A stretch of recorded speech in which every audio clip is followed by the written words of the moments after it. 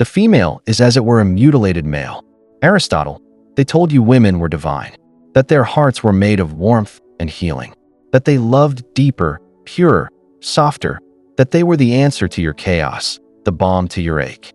And you believed it because everyone did. Because from the first stories you heard as a boy, she was the prize, the angel, the mother, the muse. And you, what were you? The chaser, the protector, the fool on his knees offering himself in exchange for closeness.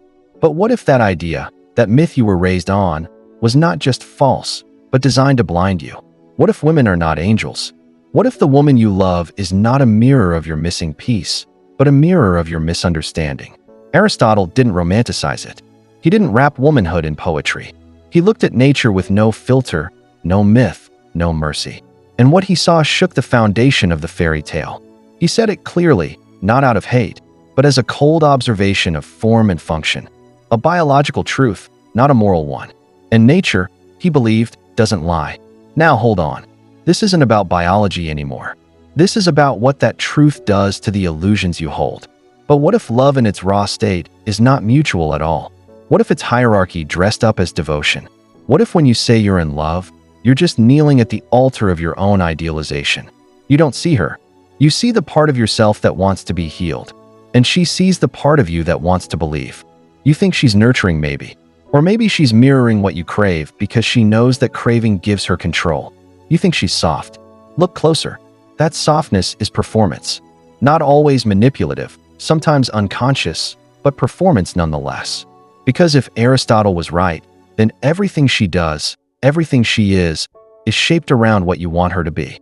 Not because she's weak, not because she's dishonest, but because nature made her that way. Adaptive, strategic, emotionally fluid, a shapeshifter. Because when you are not the center, when you are not the default, you learn to survive by bending to the dominant form. And in a man's world, women bend not out of love, but out of necessity. So now ask yourself, when you look at her, what are you really seeing? A person or a projection, a partner, or a placeholder for your unresolved hunger? You don't want a woman. You want the idea of her. And she knows that. That's her power. She doesn't need to dominate you. She just needs to reflect you. And once she does, once she becomes the echo chamber for your emotional fantasy, you fall. You surrender. Not because she is powerful, but because you gave her that power. Not because she's divine, but because you're lost. And once you've surrendered, once you've handed over your identity in exchange for that reflection, what remains of you? You think you're loving. You think you're giving. But really, you're bargaining. You're offering your masculinity at the altar of approval, hoping she'll look at you and say, "You're enough." But what if she never meant to say that? What if she doesn't even see you? Only the version of you she can shape. And here's what no one dares to say out loud. She's not looking for truth. She's looking for advantage, not out of cruelty, out of design. While you speak in vulnerability, she listens in strategy. While you offer your past like a confession, she listens for patterns, leverage, openings. Not because she's evil. She is not the origin. She is the response, the echo, the adjustment. You think that makes her less? It doesn't. Because when someone doesn't have power in structure, they master power in subtlety. You call her emotional, but really she's surgical. You think she's feeling, but she's scanning. Every smile, every silence, every slight movement from you, she registers it like code. She had to master one thing: how to become indispensable to the very man who unknowingly fears her difference. And that's what you don't see. That your love isn't love. It's dependency. And her love is not care, it's calibration. She doesn't need to overpower you. She just needs to become essential. The voice you hear in your head before you make a decision. The comfort you crave after you fall. The approval you chase like oxygen. And you call that romance. That's obedience wrapped in poetry. But don't blame her. She didn't create this game. She learned it. She mastered it. Because when men were building systems, women were building survival. You conquered the outer world with war and steel. She conquered the inner world with softness and suggestion. Not because she was weak, but because she was watching, learning, adapting. She doesn't want to dominate your body. She wants to occupy your mind. And she does. She lives in your hunger. She lives in your guilt. She lives in your need to be wanted. That's not love. That's control so refined you call it chemistry. So invisible you call it fate. But fate doesn't track your flaws. She does. She remembers what makes you feel small. She remembers how you talk when you're unsure. She learns your rhythm, your volume, your vocabulary because every detail you offer is another doorway into your self-worth. You thought she was fragile. She's not. She's a tactician. You thought she needed protection. She doesn't. She needed proximity. You thought she was waiting for you. She was watching you, watching how much of yourself you're willing to give away in exchange for the idea of being loved. And once she sees that weakness, you are no longer a man in her eyes. You are a resource, a means not to hurt you, but to center herself. And that means she doesn't move toward you. She moves around you. She flows. She adapts. She doesn't demand power. She becomes the thing power needs. That's not love. That's evolution. And evolution doesn't care about your feelings. So here you are worshiping softness, kneeling before strategy, and still wondering why you feel so hollow. Why you give and still feel unseen. It's because you're not loving a woman. You're loving the story you wrote about her. And the tragedy is she knows it. She knows it. And she plays it. Because the story benefits her more than the truth ever could. Why would she correct your illusion when it hands her influence without confrontation?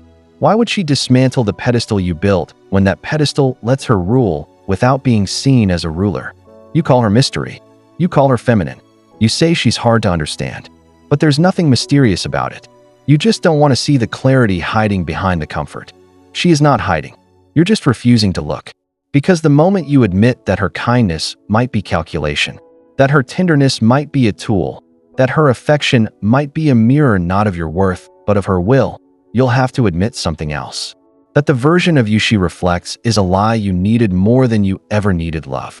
She doesn't need to deceive you with words. You've already deceived yourself with meaning. She simply adapts to the role you cast her in. And when she no longer needs you, when the utility ends, when your usefulness expires, the role ends too. And then you say she changed, that she stopped loving you, that she grew cold. But maybe she didn't change. Maybe she just stopped pretending. Maybe she just stopped feeding the version of herself that kept you emotionally obedient. And here you are, confused, broken. Not because she left, but because your reflection left with her. You didn't lose love. You lost the part of yourself that only existed through her approval. And now you're empty because you were never whole to begin with. You were a man stitched together by the attention of a woman who knew exactly how to give just enough to keep you chasing and just little enough to keep you insecure. That's not her fault. That's yours. Because you built your self-worth around her gaze. And when she stopped looking, your identity collapsed. Aristotle wasn't trying to attack women. He was describing nature. But you can't stand that kind of clarity. You'd rather be seduced than confronted. You'd rather be needed than be real. You'd rather be loved through illusion than seen through truth. But she sees. She always saw. She saw how badly you needed her to be perfect, how desperately you wanted to be enough. And she used it, not maliciously but instinctively. Because when you're the imperfect man, as Aristotle would say, when your form is reaction, not creation, your strength becomes the mastery of perception. You must learn how to manipulate attention, how to provoke emotion, how to center yourself through his vulnerability. And when you do it well, he won't even notice. He'll call it fate. He'll call it magic. He'll call it love. But it's not magic. It's measurement. She is not mysterious. She's meticulous. Every pause, every tear, every gesture. It's not random. It's deliberate. She's not emotionally lost. She's emotionally literate. She knows the grammar of your heart better than you do. And she edits you, silently, strategically, until you're speaking her script without realizing you forgot your own. And this is where men break. This is where the illusion becomes unbearable because at some point the crack starts showing. The pedestal begins to wobble. You start noticing that she doesn't admire you. She manages you. That she doesn't uplift you. She rearranges you. And when you resist, when you reclaim, when you say no, she pulls back. Not because she's hurt, but because control has slipped. And without control, there is no leverage. And without leverage, there is no intimacy. Because in her world, intimacy is not connection. It's choreography. And you've been dancing to her rhythm without even knowing the music was hers. You danced because it felt like love. Because it felt familiar. Because the myth of her grace wrapped itself around your loneliness. Like silk around skin. But it wasn't grace. It was gravity. You didn't fall in love. You fell into orbit. Around her moods, around her needs, around her silence, around her reactions. And you thought that meant closeness, but closeness without clarity is just captivity. And you've been captive so long you've mistaken the cage for connection. You used to have edges, opinions, direction. But now you find yourself hesitating, censoring, folding yourself into versions that won't upset her. You say it's because you love her. But real love doesn't ask for self-erasure. Real love doesn't punish authenticity. And if the cost of her affection is your voice, your will, your spine, then what you have is not a relationship. It's a rehearsal for obedience. And still you defend her. Still, you tell yourself she's just misunderstood, that she's complicated, that she's been hurt. But maybe the real truth, the one that burns quietly beneath your rationalizations, is that she's not confused at all. She's clear, crystal clear. She knows what she's doing. She knows what she wants. And she knows exactly what part of you she has to touch to get it. You think she's emotionally raw. She's emotionally precise. You think she's overwhelmed. She's calculating. Every outburst, every breakdown, every retreat, those aren't weaknesses. They're tools. Because in a system where the male is power and the female is deviation, the only way to win is to make him hand over his power willingly. And you did. You gave it up like a gift, thinking it made you noble, but it didn't. It made you predictable. Predictable men are easy to break. So when she pushes your buttons, it's not by accident. She's been mapping those buttons since day one. Every compliment, a probe, every "I love how honest you are," a calibration. She doesn't want your soul. She wants your pattern. Because once she knows it, she owns it. And the moment she owns it, she owns you and you. You call that intimacy. But that's not intimacy. That's influence masquerading as love.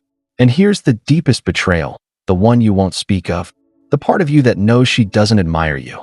That behind her eyes, she's not looking at a man. She's looking at a project. That your strength isn't admired. It's tolerated. That your vulnerability isn't honored. It's archived, stored, for later, for when it's useful. You think she's nurturing your wounds, but really she's memorizing them. Because whoever knows where it hurts controls when it hurts. And so you stay silent because speaking up would mean destroying the fantasy. Because the only thing scarier than losing her is realizing she was never yours to begin with. That you were hers. That the pedestal was never a tribute. It was a stage. And you were performing the whole time. Aristotle didn't write that women are malicious. The realization that you've never really seen her. Only her reflection in your desire. Only the version she performed. The version that matched your wounds. And now that the performance is over, now that the illusion is cracking, you're not grieving her. You're grieving the man you pretended to be in her presence. But he was never real. He was never whole. He was the mask you wore to win a woman, who never showed you her real face. And now the mask is gone. Her performance is over. The illusion has collapsed. And you're standing in the ruins, not of love, but of your own delusion.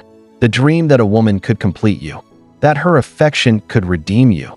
That her presence could define your worth. It's all gone. And you feel the panic, the emptiness, the weight of your own identity staring back without the filters of fantasy. But this is not the end. This is the beginning. Because now finally you're forced to ask the question you've spent your whole life avoiding. Who are you without her? Without the emotional training wheels, without the praise, without the role you played to feel valuable, what remains? And if the answer is silence, then that silence is your truth. That silence is your foundation. That silence is the first honest thing you've felt in years. You were taught to be the hero in a story written by someone else. But what if there is no story? What if the woman was never your salvation, but your mirror? Not to reflect your strength, but to expose your fear. Because the truth is, you never loved her. Not really. You loved the feeling of being chosen. You loved the escape from your own chaos. You loved the comfort of outsourcing your purpose to her validation. And now that she's gone, you're not broken. You're exposed. You say she used you, but what did you use her for? You made her your meaning. You made her your morality. You made her your emotional oxygen. You didn't want partnership. You wanted permission. Permission to feel worthy. Permission to feel needed. Permission to avoid doing the inner work that terrifies you more than heartbreak ever could. But she never signed up to be your redeemer. She simply walked into the role you cast for her and played it well. And now Aristotle's words ring louder than ever. Women are not monsters, not saints, not goddesses, just mirrors warped by biology and shaped by survival. Not broken, but built differently. Designed not to lead, but to adapt. And when you refuse to see that, when you ignore her nature, you become her victim, not her partner. But here's the moment of power, the moment of awakening. When you stop seeing women as solutions, you start seeing yourself as one. When you stop chasing reflections, you start building reality. And the man who builds himself no longer fears the absence of her gaze. He doesn't crumble when she withholds. He doesn't fall when she pulls back because he is no longer performing. He is present. He is sovereign. And she can feel that. And she will test that. Because the moment you stop orbiting, the gravity shifts. The roles reverse. The myth dies. And in its place, something raw begins. Not romance, not passion, but truth. She may not like it. She may leave. She may try to reframe you into the man who once kneeled. But if you stay firm, if you hold your center, something changes. You no longer need her to be pure. You no longer need her to be soft. You no longer need her to be anything but real. And in that space stripped of illusion, something radical is possible. Connection without control, love without leverage, intimacy without dependency.